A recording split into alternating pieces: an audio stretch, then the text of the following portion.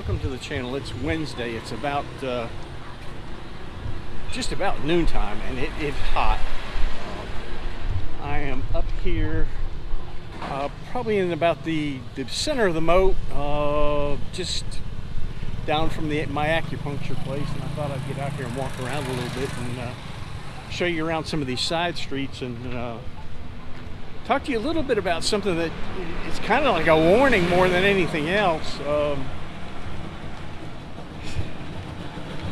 You know, you can get yourself in a jam real quick without even knowing it, and I'm going to kind of talk about it a little bit, and maybe it'll save you some aggravation, you know, and it'll kind of enlighten you some of the stuff that's going on. But anyway, I appreciate everybody that's coming to the channel and left comments, bought coffee, super thanks, and all that good stuff. And I'll turn the camera around so you can see where we're at.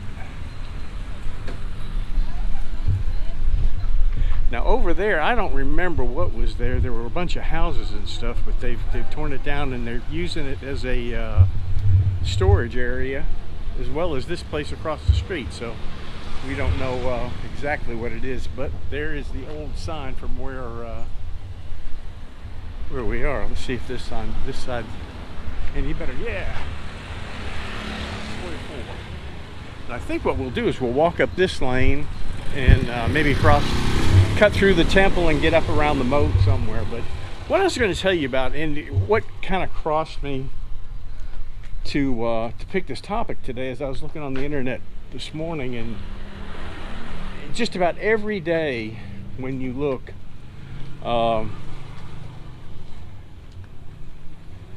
you find that people are getting arrested, and it's usually foreigners. And this morning it was people from Burma that were working here illegally, and they went in and they raided a restaurant up in Chiang Mai, and they found about 4 or 5 Burmese working up there with no permit.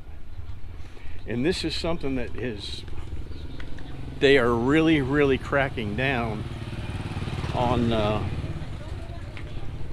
foreigners working here, mainly because just recently they discovered a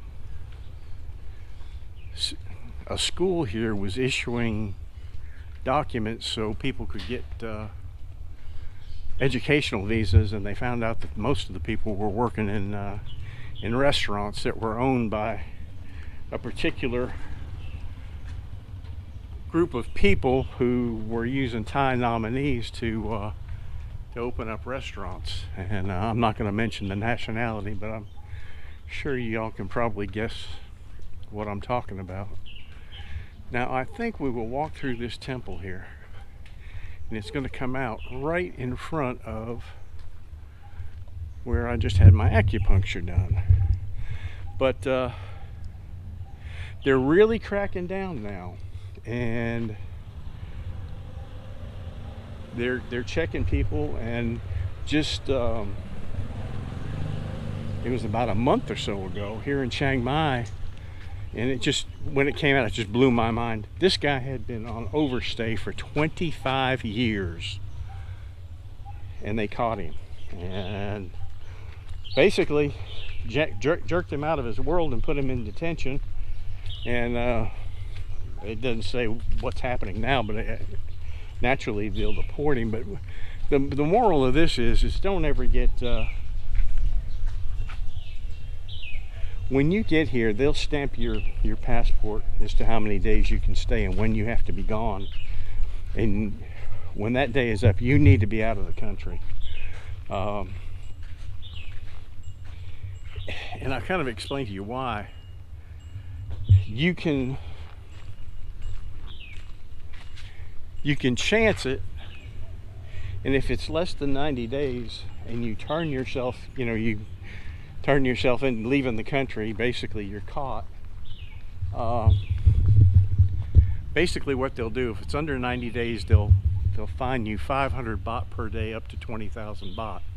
Now they do have the option to ban you for 1 year, but it's kind of up to the discretion of the immigration officer that you're dealing with.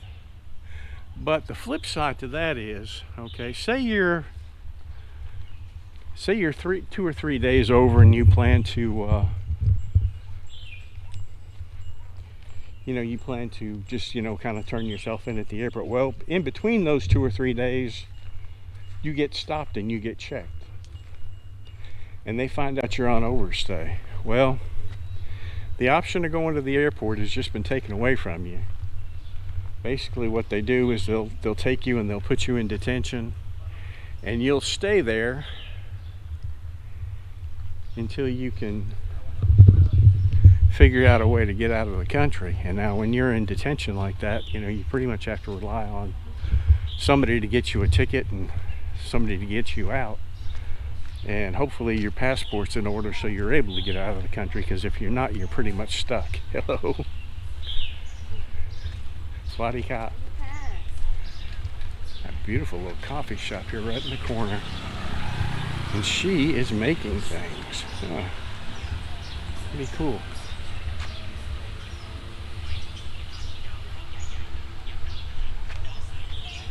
That's pretty neat. We'll go out here and go to the left, and there's my acupuncturist right there. It is extremely hot. I had to walk quite a distance because they're working on the electrical pole right in front of the place, and they had a big truck parked there. But you can see, we're still dealing with these wires here. They're supposed to taking them down, but you can still see there's still plenty of them here. So I don't know what the deal is here. I think we'll go up here, and I don't know if we'll go straight or we'll take this little alleyway. I think we went straight last time, so I think I'm going to take this little alleyway up here. Swadee Ka. Where are we now, sir? Hmm? Where are you going now? I'm just going walking, making a video. Yes, sir. Have a great day. Good food here, huh? Yes, sir. Come again next time, sir. Okay. Yeah, we'll walk up here. I know I've walked this before. This is a little different. I don't remember seeing this setup here before. Beer is good, but beers are better. Beer is good, but beers is better. Huh. Okay. I guess I kind of understand what that means. They got a grill out here. All kinds of stuff. Oh, this is really a neat little setup out here. The moon. We got a four-wheel drive vehicle there. Oh, pretty cool. I have not walked in here before. Alright, we'll get back out in here. Swadee Ka. But if you're, and I hope I find the place that I left off, because I kind of forgot what I was talking about when I got up in here, but if you get stopped and get caught, it's straight to detention. You don't get to go to the airport and pay your 500 baht or anything like that. You go straight to detention, and they have a hearing and deport you, and you might be in there 2 or 3 months. And from what I understand, it's not a particularly fun place to be. Now, if you're overstaying over a year, then you're automatically banned for 1 year. It doesn't make any difference whether you turn yourself in or what you do. You're going to pay the 500 baht per day up to 20,000, and then you're going to get banned for at least a year. And the thing that I didn't realize that came out in the article that I just read is that a lot of times if you're banned in this country, in Thailand, the other countries won't let you in either. So you're kind of shooting yourself in the foot, because it's so easy to get an extension and to do things right. Hello. But if you choose not to, we have walked by here before. So I remember the fish, and he's put fish in the TV sets and all kinds of stuff.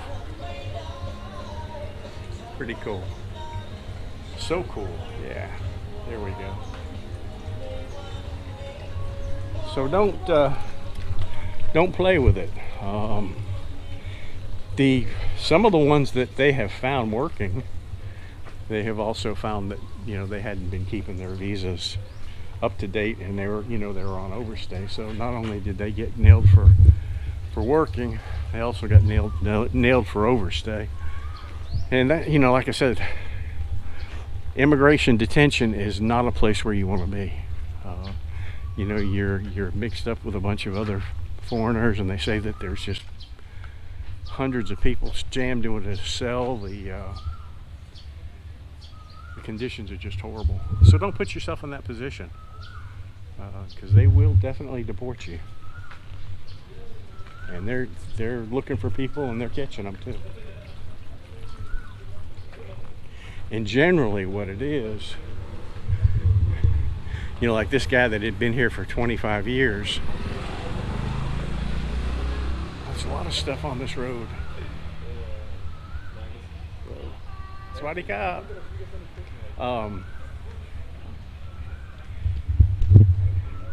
How did he stay under the radar for 25 years? Well, he didn't have a obviously hadn't renewed his driver's license.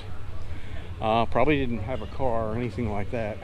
Had no reason to get a residence certificate or anything like that. So he basically stayed under the radar that way. Now, I would venture to say that probably somebody snitched him out. Good. Coffee on a motorbike, and a singer too. Thank you. So here you got motorcycle rents. Now over here is the moat house, and I understand, I saw it's listed for sale, if I'm not mistaken, which kind of surprises me, because I think it does a pretty good business. But we will walk down this way, and this is John's. Now, this used to be the moat house, or the moat house. John's used to be where the moat house was years ago, but now it's moved. During COVID, they went out of business, so when he reopened up over here, and then the moat house opened up, and they seem to do quite a bit of business. And over here you get your checkpoint, where they're going to get you if you don't have a driver's license or an international permit for your driver's license. And these guys are pretty sharp. They know who to stop. I went through a couple times on my bike, and you know, they didn't stop me. They knew that, you know, they could tell by the bike that it wasn't a rental bike, and you know, I looked like I may have been here for a while, so they didn't bother me at all. They just waved me through, same way in the car. They're just out here doing their job. Now, trying to think of which way we'll go. We'll go this way. But they're really nice guys. They don't give you a hard time. They're, you know, like I said, they're just out here doing their job. Now, we could walk down this way, see where this goes. Yeah, let's do that, because I know where that goes, and we did that just probably not too long ago. See where we end up. But yeah, don't roll the dice. And I had one of my subscribers came up, and he was gonna be 2 or 3 days over on his stay, just the way he booked his flights. And he had been out of the country, and he came back in the country, and whatever it was, that his flight was booked 3 days after he you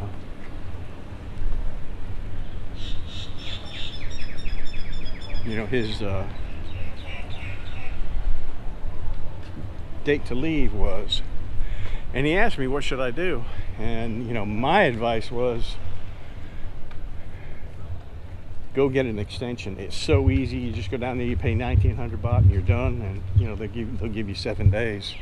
And that's what he ended up doing. Now, had he not done that, when he got to the airport, he would have had to pay a 1,500 baht fine. And I'm pretty sure they put a stamp, overstay stamp, in your passport. I'm not sure on that. Somebody, you know, if one of y'all know Put it in the comments whether they do that or not. I'm not sure whether they do. If it's just a few days and you pay your way out, I don't know if they put a stamp in there or not. But he ended up doing it right. Because during those 3 days, had he been stopped and they look at your passport, bingo, you know, you're automatic, you're snatched right up off the streets. You know, they don't give you time to, you know, collect $200 and go home or anything like that. You're pretty much at their mercy.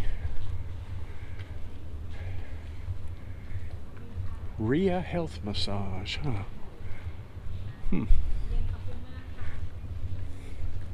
Beautiful house. Now let's see where we're gonna go here. It is extremely, extremely hot. So we're not gonna waste a lot of time. Okay, I think we just came right through there. So we will go this way. There's your parking lot, car park.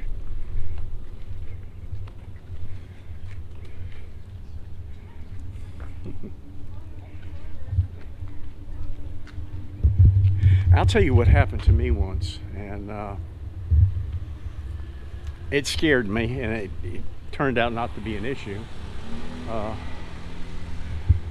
I had done my extension. Now my extension is based on marriage, and what they do is you go in, you show them all your paperwork, they stamp it, and then they make you come back. They put you under consideration for 30 days, and then you come back in the 30 days and they stamp it. Well, it just happened that when my 30 days was up and I needed to come back and get stamped, we were going to be in Kakud. This is one of the times that Lek and I had planned a vacation, and I was worried about it because I don't like to be caught off guard. I don't like to be on the edge. I don't like to have anything left for chance. And I mean, I would have been legal. There's a little cat there. Hope he's not going to jump out on me. Let's see where we're going to go here. Yeah. Oh, that's where we went in. Okay, we want to go this way. We don't have to go back out that way. That's pretty neat. So I first thing I did, I called the visa agent and asked them if there was any way that they could speed up the okay, we had a battery go out. It's getting hot, so the batteries are going to start getting weak. But anyway, I called the visa agent because I would have liked to have had a he makes making jewelry, it looks like. Oh, yeah, that's what he's doing. Oh. Wow. Okay, I video you. Can I put you on video? Wow. Unreal. That is super cool.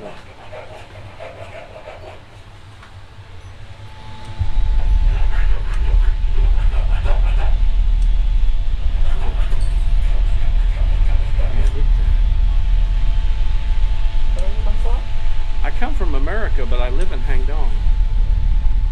This is the first time I've seen your shop. Wow.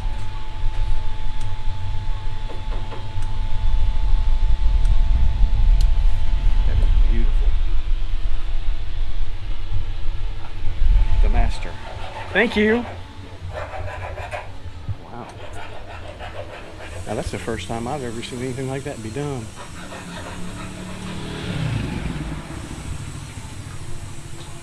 Just sitting here, got a little fan on him. He's got another guy in the back doing it, and another one over there. But I didn't want to get down into another province and have my and not have my stamp where I had been, you know, approved for the 30, you know, after the 30 days. I ended up going up to immigration and talking to the immigration officer. Matter of fact, I went up twice, and both of them told me that as long as I was not leaving the country, I would be absolutely fine with that, and I could come as soon as I got back. I could come up to immigration and get stamped, and I was fine with it, and that was what I had planned to do.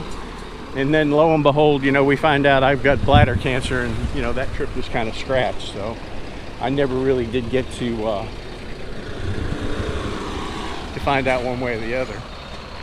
Wow, they're putting put something pretty big in here. But it's always better to be on the good side. I'll tell you a story.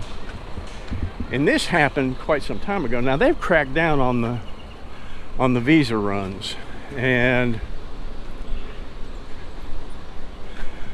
back in 2004 when I first came to Thailand, I stayed at on Soi 11, and I was my last day I was doing a day walk through Nana, and I had on a Harley Davidson t-shirt that said Chattanooga on it, and I hear a guy say, "Hey Tennessee, smile, you're in Thailand." And I look and turn around, and here's this big old guy. He's loading up some stuff on the back of his bike inside Nana Plaza. And we got to talking. He had been in Thailand for about 11 years, had a family and everything. He was from my hometown, it turns out. I didn't know him before, but he had lived in my hometown in Tennessee. And we got to talking, and he played in a band, but he also did some work for some of the bars there inside of Nana Plaza. Soi 4. Okay, we're going to go down.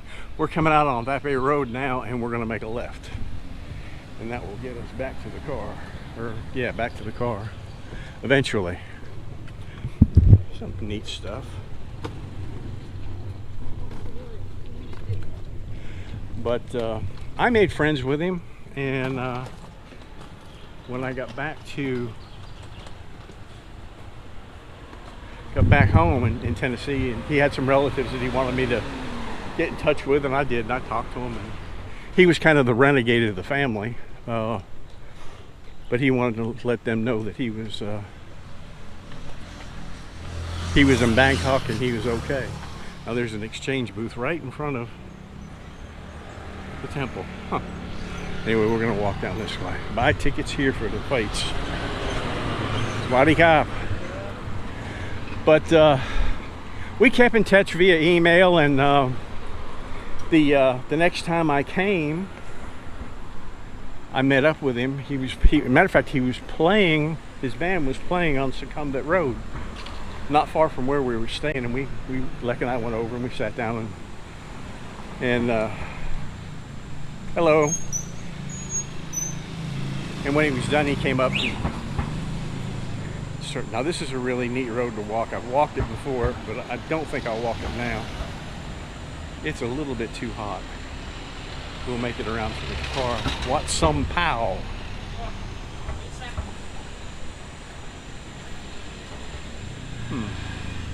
But yeah, he was telling me. He said I've got a family. I'm married. I've got 2 kids, and basically he was staying in the country doing visa runs, and he said I'm on a 10-year tourist visa.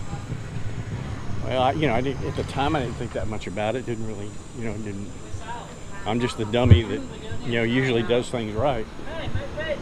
How are you? Good. How are you? I'm fine. Good. What do you do today? Huh? What do you do? I'm gonna go back to my car. Oh, your car. I have a car parked right over here. Oh, that's But you're waiting for somebody to come hire you, right? Yeah. No, really quiet. Really quiet? Huh. What are you eating? Fried rice. Thai food, fried rice. Good. I hope you get a customer. Huh? I hope you find a customer. Customer. Somebody pay you. Yeah, okay. Take care, buddy. nice people. But we kept in touch, and you know, he went about his way that night, and you know, we kept in touch via email. And then in 2010, you know, when we moved over, I touched base with him, and you know, I didn't talk to him face to face or anything, but I told him I was in town and, you know, living up in Chiang Mai and stuff, and we kind of talked back and forth. And then it was probably 2013, 14, somewhere in that category, that time frame, they cracked down on visa runs, and I mean, they basically stopped them.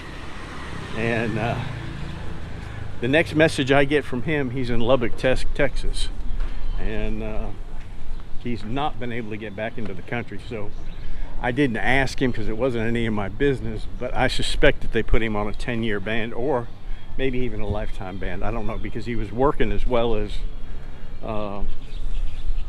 you know, on over, or you know, doing visa runs, and he may have actually gone on to an overstay. It's hard to tell. You never know what these people do, and they might have got him that way. But he's not been back, and it's unfortunate because he's got 2 daughters here and a wife, and I don't think he's able to support them. From the types of emails that I got from him, I haven't talked to him or seen any posts of him in probably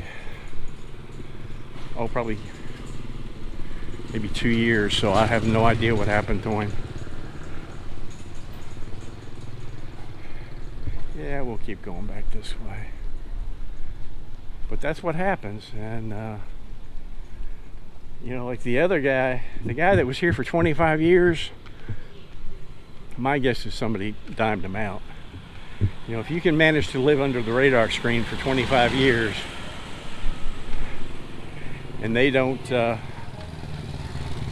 pick up on you and you get caught, it's a pretty good chance that somebody dimed him out. And really, here, foreigner dime out another foreigner in a heartbeat. There's no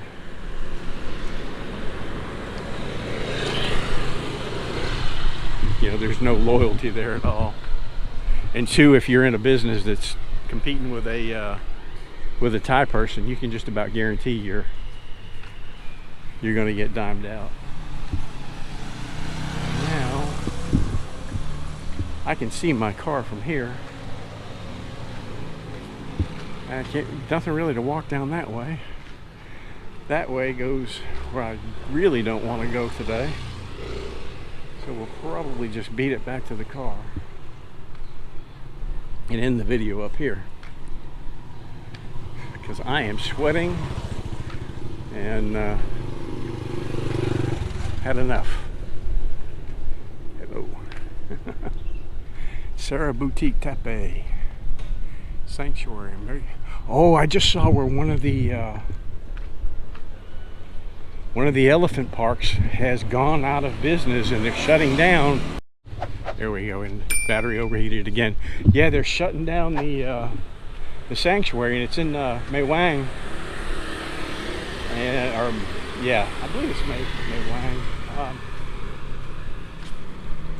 But they've got about 30 or 40 elephants that they're trying to figure out what they're going to do with them. My guess is they'll go to that lady that has the sanctuary.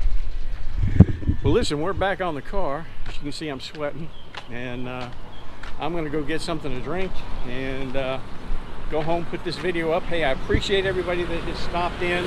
I appreciate everybody that watches the videos, and we'll see you on the next one. Bye-bye.